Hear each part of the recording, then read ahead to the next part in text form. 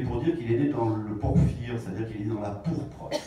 Porphyrogénète, ça veut dire que c'est le premier depuis Auguste. Ça s'était jamais passé depuis 200 ans que l'Empire romain existe. C'est la première fois qu'un empereur né, ou qu'un futur empereur né d'un père qui est déjà empereur, et donc on sait à sa naissance qu'il va être plus tard l'empereur de Rome.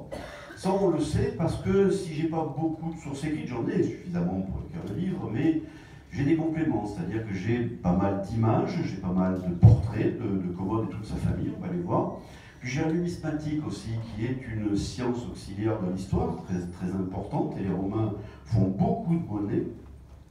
Pour eux, les Romains, la monnaie, c'est un vecteur de propagande, c'est-à-dire qu'ils frappent des monnaies de bronze, d'argent, d'or, et il y a plusieurs modèles de monnaie chaque année. Et chaque année, donc, on va montrer l'empereur, ou sa sœur, ou sa femme, ou sa mère, etc.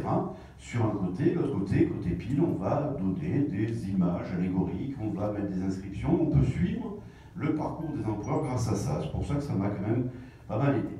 Donc le jeune Commode né en 161, tout va bien à ce moment-là, c'est l'empire de la Pax Romana, c'est un empire gigantesque, tout ça, c'est l'empire romain, ça va de l'Écosse jusqu'à la Syrie, ça va du Portugal jusqu'au fin fond de la Turquie, bref, toute la Méditerranée et au-delà est romaine. Et tous ces peuples sont maintenant romains depuis assez longtemps. Et c'est la paix qui règne, les gens, il y a une assimilation, il y a une habitude donc, aux coutumes romaines. Et puis tout ça, finalement, on fait du commerce, il y a beaucoup d'échanges dans cette Méditerranée, donc c'est vraiment la Pax Romana, c'est ce que le vieil empereur Antonin le Pieux a légué en 161.